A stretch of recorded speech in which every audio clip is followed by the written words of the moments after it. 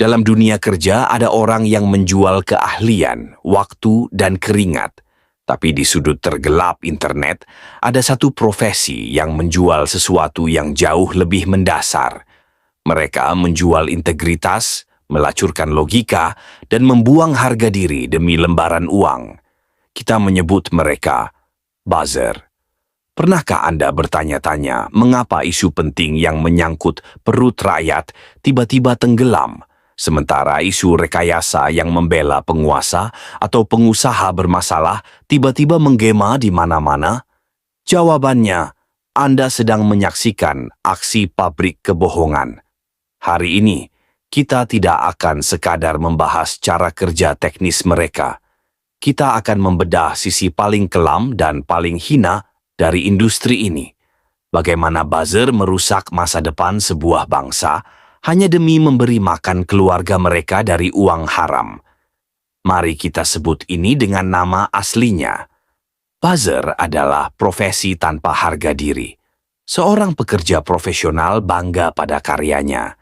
Tapi seorang buzzer, mereka bersembunyi di balik ratusan akun anonim, foto profil palsu, dan nama-nama samaran. Mengapa?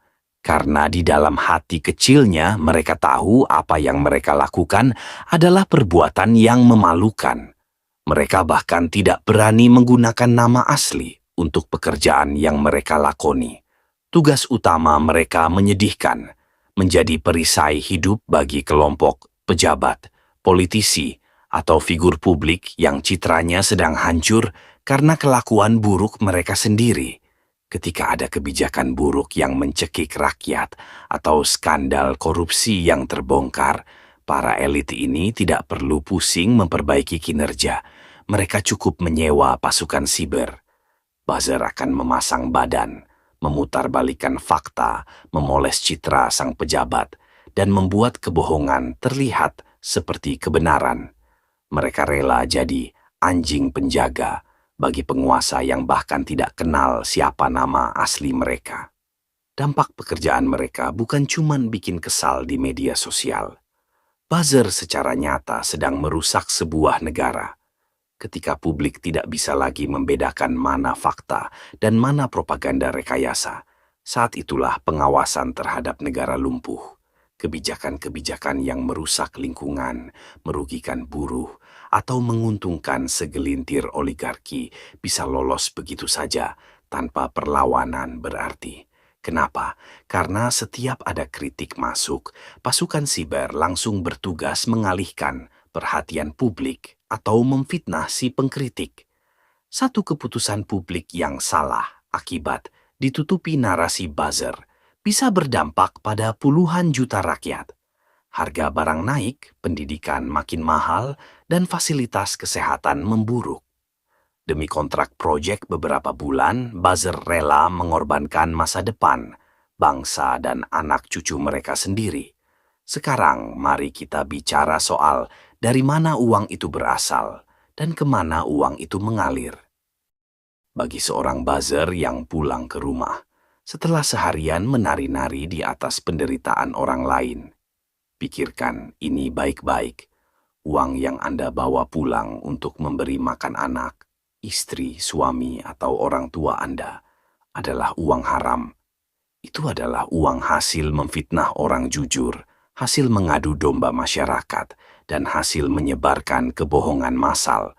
Lebih tragisnya lagi, dari mana para pejabat atau instansi itu membayar jasa buzzer? Sebagian besar anggaran kehumasan digital, komunikasi publik, hingga proyek media sosial di berbagai lembaga berasal dari APBD dan APBN. Artinya, itu adalah uang pajak rakyat.